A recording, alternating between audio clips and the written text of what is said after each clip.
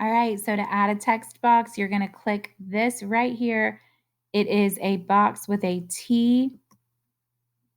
When you click that, then you can go down and you're going to drag. You've got to hold down your button and move your finger on the trackpad to create that text box. Then you can be able to type.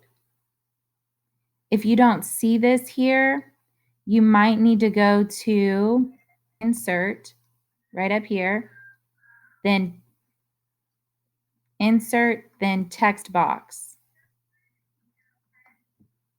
Then you click and draw where you need to type.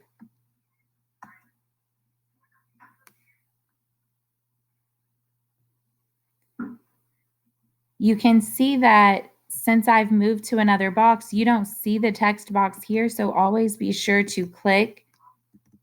It might be there, it just, if no one's typed anything in there, it's not going to show up. See, it's here, but you just have to click it, and then it'll let you type.